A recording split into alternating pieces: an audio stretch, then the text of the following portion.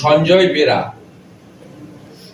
সঞ্জয় বেরা, বয়স 42, পুরুষোত্তম নগর, দেবরা। এই কাছেই, এখান থেকে 2-4-5 কিলোমিটারের মধ্যে তার বাড়ি। ভারতীয় জনতা পার্টির একনিষ্ঠ কার্যকর্তা। তার জেঠতো দাদা আছেন এবং তার পুত্র ক্লাস 7-এ পড়ে, তিনি আছেন। ওনার স্ত্রী কলকাতাতে হাইকোর্টে অপেক্ষা করছেন। রাজ্য সরকার এখনো পর্যন্ত উত্তর দিতে পারেনি। আমরা পোস্টমর্টম পশ্চিমবঙ্গ সরকার অর্থাৎ মমতা ব্যানার্জির নিয়ন্ত্রণাধীন কোন হসপিটালে করতে তার পরিবার অস্বীকার করেছে। নিরপেক্ষ জায়গায় পোস্টমর্টম করার দাবি করেছে এবং ম্যাজিস্ট্রেট পরিবারের লোক ভিডিওগ্রাফির মাধ্যমে। এবং আপনারা সবাই ইতিমধ্যে শুনেছেন, সোশ্যাল মিডিয়াতেও আমি পোস্ট করেছি, আমাদের জেলা সভাপতি বা তার পরিবারের পক্ষ থেকেও আপনাদের কাছে অভিযোগ করা হয়েছে যে 4 তারিখে নির্বাচন ফলাফল যেদিন ঘোষণা হয় সেদিন রাত্রিবেলা তার ছেলের মুখ থেকে শুনবেন, ও মামার বাড়িতে ছিল, ও মার কাছ থেকে শুনেছে যে বাড়িতে খাওয়ার জন্য রাত্রে কিছু রান্না টান্না করছিল, বলছিল ডিম ভাজছিল। সেখান থেকে তাকে পুলিশ ডেকে নিয়ে যায়, কারণ এবারে নির্বাচন তো পশ্চিমবঙ্গে তৃণমূল করেনি, পুলিশ করেছে। পুলিশ সেদিন জয়ের আনন্দে বিভোর ছিল, দেবরা থানার পুলিশ। তারা কেশপুরে ছাপ্পা মেরে যিনি এনামুলের কাছ থেকে ঘড়ি নিয়েছেন, আইফোন নিয়েছেন, টাকা নিয়েছেন, সেই দীপক অধিকারী বাবু ছাপ্পা মেরে তাকে জিতিয়েছেন। একা কেশপুর থেকে 1,30,000 লিড। এত লিড নন্দরানী দলও পাননি, আর গতবারে এত লিডও হয়নি 19 সালে, 1,08,000। সব রেকর্ড ভেঙে গেছে। তাই জয়ের আনন্দে দেবরা থানার পুলিশ, যারা বালি থেকে টাকা তোলে, যাদের কাজ হচ্ছে টাকা তোলো আর তৃণমূল করো, আর রাত্রে সারা রাত্রি ধরে ঝাড়খণ্ড থেকে আসা গরুকে এখান থেকে হাঁটিয়ে হাঁটিয়ে পার করিয়ে ভাইপোর ডায়মন্ড হারবারে পাঠায়, যাতে নৌকো করে সব বাংলাদেশে পাচার করা যায়। সেই পুলিশ তাকে তুলে নিয়ে এসে ব্যাপকভাবে মারধর করে, অসুস্থ হয়ে পড়ে, রেসিডেন্সি জেলে নিয়ে যায়, সেখানকার হসপিটালে হাতের বাইরে চলে যায়, পিজিতে ভর্তি করে এবং পিজি হসপিটালে মারা যায়। এটা কাস্টোডিয়াল ডেথ।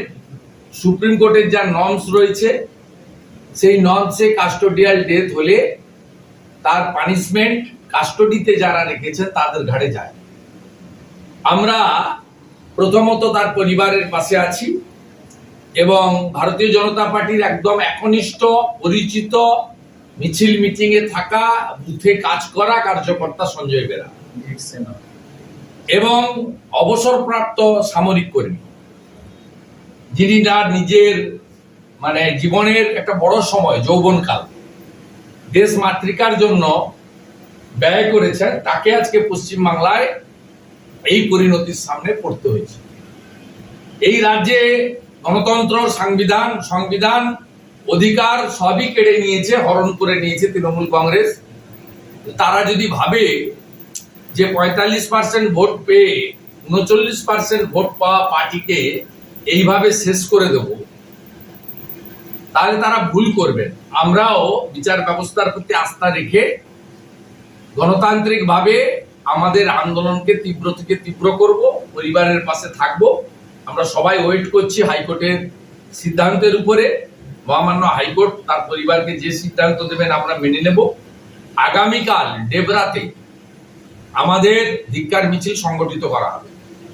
আগামীকাল পার্টির পতাকা থাকবে, কালো পতাকা থাকবে এবং বুকে কালো ব্যাজ লাগিয়ে হাজার হাজার বিজেপি কর্মী, ওদিকে যেমন এশিয়াডিতে ধিক্কার অবরোধ চলবে, এখানে আমরা জাতীয় সড়কে অবরোধ করব না, মানুষকে কষ্ট দেব না।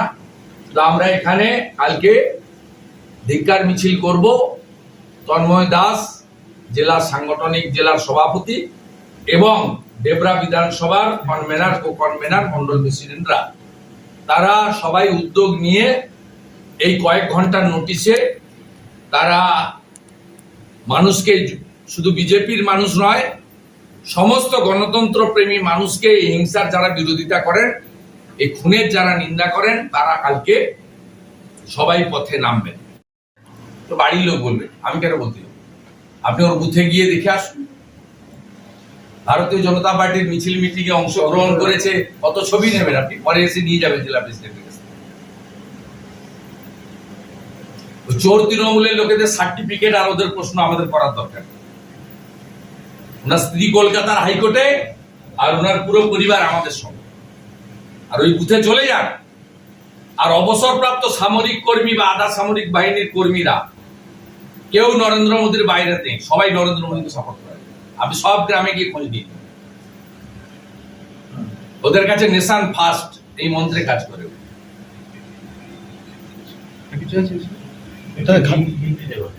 চাপ দেওয়া হচ্ছে টাকার জন্য, মানে ইলেকশনের পরে একটা অভিযোগ আসছে। না, চা দোকান পুড়িয়েছে তো ঘাটালে বড়দা চৌকনে, দুটো চা দোকান পুড়িয়েছে।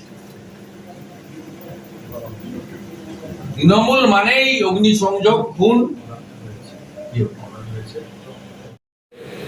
ময়না তদন্ত হয়ে যাওয়ার পরে দোষী পুলিশদের বিরুদ্ধে যদি মমতা ব্যানার্জির সরকার ব্যবস্থা গ্রহণ না করে, তাদেরকে যদি গ্রেপ্তার না করে, চাকরি থেকে ডিসমিস না করে, পানিশমেন্ট না হয়, আমরা ভবিষ্যতে এই পরিবার যে উচ্চ আদালতে আইনি লড়াই করবে, তার জন্য উকিল বাবু দেওয়া থেকে শুরু করে মামলার সমূহ যা যা মদত করা দরকার সেটা ভারতীয় জনতা পার্টি করবে। বিরোধী দলনেতা হিসেবে আমিও এই বিষয়টা দায়িত্ব নিচ্ছি এবং মনিটরিং করব। সাথে সাথে এই পরিবারের সঙ্গে ভারতীয় জনতা পার্টি আছে। পরিবারকে আর্থিক ক্ষতিপূরণ দেওয়া থেকে শুরু করে এই পরিবারের সমস্ত দায় দায়িত্ব আমরা ভারতীয় জনতা পার্টি নেব এবং পরিবারের পাশে থাকব। আপনাদের মাধ্যমে যারা ভাতার জন্য, যারা অন্য কিছু প্রলোভনে পড়ে তৃণমূল কংগ্রেসকে ভোট দিয়েছেন, বিশেষ করে মুসলমানরা দল বেঁধে ভোট দিয়েছেন, তাদেরকে বলবো কাদেরকে আপনারা ভোট দিয়ে জিতিয়েছেন।